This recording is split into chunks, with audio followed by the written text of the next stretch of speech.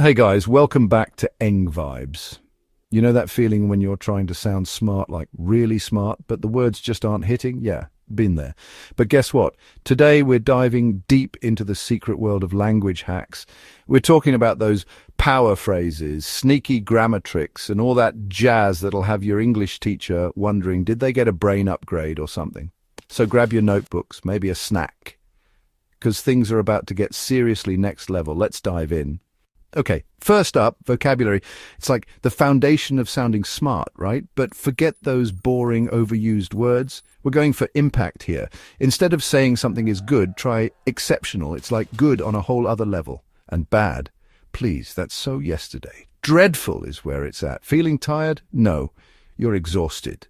And don't just be smart, be astute. It's all about those subtle switches that make all the difference. Trust me. Now, let's talk idioms. These are your secret weapons, guys. They make you sound like a natural, like you've been speaking English since you were like 5. So, on the ball, that means you're sharp, alert, you don't miss a beat. Then there's the elephant in the room. That super obvious problem no one wants to talk about. Yeah, that's the one. Hit the nail on the head.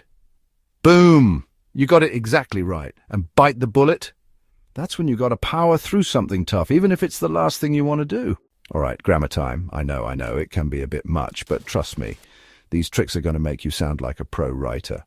First up, inversion. It's like flipping your sentence around for dramatic effect. Instead of, I have never seen that, try, never have I seen that. See, way more impactful. Then there's ellipsis. Basically, you're leaving out words for emphasis. So instead of saying, she was very angry, you could say, she was furious, beyond words. And lastly, parallel structure. This is all about keeping your sentences balanced and pleasing to the ear. So instead of saying she likes swimming and to run, you'd say she likes swimming and running. It just flows better. Chapter 4. Tone. It's all about the vibes. Okay, tone. This is huge. You've got to adjust your tone depending on the situation, right? Like in essays, ditch the I think. It's weak sauce. Go for it can be argued that. Instead, sounds way more academic. Presenting something, swap out a lot of for a significant number of, instantly sounds more professional. Now, when you're just chilling with friends, you can keep it casual, but even then, why not upgrade "that's cool" to "that's awesome"? And in team projects, instead of a simple "let's do this," how about "shall we proceed"? It just adds a touch of sophistication, wouldn't you say? Chapter 5. Questions. Make 'em think and maybe laugh. This one's fun. Asking questions. But not just any questions, we're talking about those head scratchers that make your teacher go, I never thought of that. Like, why is read spelled the same in the past and present tense? It makes no sense. Or why do we say a pair of pants when it's just one item of clothing? And here's another one. Is there actually a difference between shall and will? These are the questions that'll get people talking, spark a little debate, and maybe even a few laughs along the way. Chapter 6, pronunciation. Conquering tongue twisters. Okay, last but not least, pronunciation. This is where you really show off those English skills. And trust me, there are some words that can trip up even the most fluent speakers. Worcestershire sauce, anyone? It's pronounced Worcest. Yeah, I know, it's a mouthful. Then there's kernel, which sounds nothing like it looks. It's actually pronounced key entwell. And don't even get me started on debris. Debris. But the point is, practice makes perfect, so listen to how native speakers say these words and try to mimic them. You got this. In this chapter, we will delve deeper into advanced vocabulary techniques that can help you sound more sophisticated and articulate. We'll explore the nuances of word choice and how to effectively use synonyms to enhance your writing and speaking skills. First off, let's talk about word choice. The words you choose can drastically change the tone and clarity of your message. For example, instead of saying very happy, you could say elated or ecstatic. These words not only convey a stronger emotion, but also make your language more engaging. Next, let's dive into synonyms. Using a variety of synonyms can prevent your writing or speech from becoming repetitive. For instance, rather than repeatedly using the word important, you could switch it up with crucial, vital, or paramount. This keeps your audience interested and adds depth to your language. Another tip is to be mindful of context. Some synonyms might not fit perfectly in every situation. For example, childish and youthful can both describe someone young, but childish has a negative connotation while youthful is more positive. Understanding these subtle differences can help you convey your message more accurately. Lastly, practice makes perfect. Try incorporating new words into your daily conversations or writing. The more you use them, the more natural they'll become. You can also read a variety of books, articles, and even listen to podcasts to expose yourself to different vocabulary. So, there you have it. By refining your word choice and effectively using synonyms, you can elevate your language skills and sound more sophisticated and articulate. Keep practicing, and soon you'll notice a significant improvement in your communication abilities. Thanks for hanging out on EngVibes. See you next time with more ways to level up your English. And don't forget to keep practicing, as practice makes perfect. Welcome back to EngVibes. In this chapter, we're diving into the fascinating world of idioms and the crucial role context plays in understanding and using them effectively. Idioms are expressions whose meanings are not predictable from the usual meanings of their constituent elements. For example, kick the bucket means to die, and not literally kicking a bucket. Understanding the context in which idioms are used is essential to grasping their true meaning and incorporating them naturally into your conversations. Let's start with some common idioms and their meanings. Break the ice means to initiate conversation in a social setting. Imagine you're at a party where you don't know anyone. Starting with a simple question like, "How do you know the host?" can help break the ice and make everyone feel more comfortable. Another popular idiom is spill the beans, which means to reveal a secret. If someone lets slip the details of a surprise party, you might say, "Who spilled the beans?" Now, let's talk about how to use idioms naturally. Context is everything here. Using idioms in the wrong context can confuse your listener or make you sound awkward. For instance, saying break a leg to someone who's actually going to perform surgery would be inappropriate and confusing, as this idiom is typically used to wish good luck to performers before they go on stage. To master idioms, pay attention to how native speakers use them in different situations. You can also practice by incorporating one or two idioms into your daily conversations. Start with simple ones and gradually move to more complex expressions as you become comfortable. Remember, the key to sounding natural when using idioms is understanding their context and practicing regularly.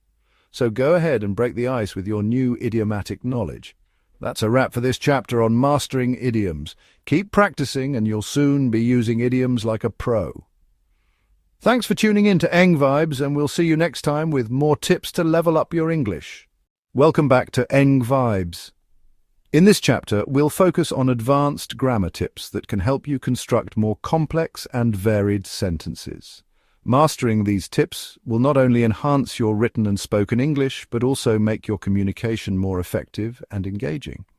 First up, let's talk about subordinate clauses. A subordinate clause, also known as a dependent clause, cannot stand alone as a sentence because it does not express a complete thought. For example, in the sentence, "I went to bed early because I was tired," the clause "because I was tired" is a subordinate clause. It provides additional information but cannot exist on its own.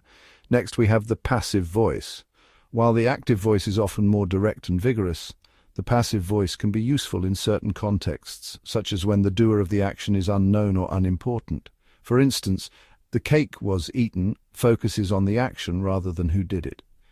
To form the passive voice, use a form of the verb to be, plus the past participle of the main verb. Lastly, let's discuss parallel structure.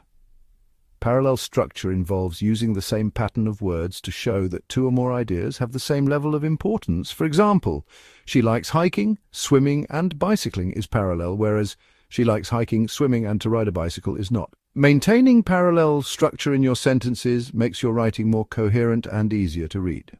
By incorporating subordinate clauses, passive voice, and parallel structure into your sentences, you can add variety and complexity to your language. Practice these tips regularly, and you'll soon find your communication skills reaching new heights. That's it for this chapter on advanced grammar tips. Keep practicing, and you'll be constructing complex sentences with ease. Thanks for tuning in to EngVibes, and we'll see you next time with more tips to level up your English. Welcome back to EngVibes. Finally, we'll wrap up with a discussion on the importance of tone and how to adjust your language to suit different contexts and audiences. Tone is the attitude or feeling that your words convey. It can make a huge difference in how your message is received. whether you're writing an email, giving a presentation, or having a casual conversation. First, let's talk about identifying the appropriate tone for different scenarios. In professional settings, a formal tone is often required. This means using polite language, avoiding slang, and being clear and concise. For example, instead of saying, "Hey, can you send me that report?" you might say, "Could you please send me the report at your earliest convenience?" In more casual settings, such as talking with friends or family, a relaxed and informal tone is usually more appropriate. Here, you can use contractions, colloquialisms, and even humor to make your communication feel more personal and engaging. For instance, saying, "I can't wait to hang out with you guys this weekend," is perfectly suitable for a friendly chat. Next, let's consider the tone in written communication. The tone of an email, text message, or social media post can be tricky to gauge because the reader can't hear your voice or see your facial expressions. To convey the right tone, pay attention to word choice, punctuation, and sentence structure. For example, using exclamation marks can add enthusiasm, while using too many can come across as unprofessional or overly excited. In spoken communication, your tone of voice, pitch, and pace play a crucial role in conveying your message. Speaking too quickly might make you seem nervous, while a slow, steady pace can convey confidence. Adjusting your tone of voice to match the situation, whether it's serious, enthusiastic, or empathetic, helps ensure your message is understood as intended. Lastly, practice makes perfect. Pay attention to how others use tone in different contexts and try to emulate what works. Record yourself speaking and listen to how your tone changes in various scenarios. Over time, you'll develop the ability to adjust your tone naturally and effectively. By mastering the art of tone, you can tailor your language to suit any audience and context, making your communication more impactful and engaging. Thanks for tuning into EngVibes, and keep practicing to level up your English skills. We'll see you next time with more tips to enhance your language game.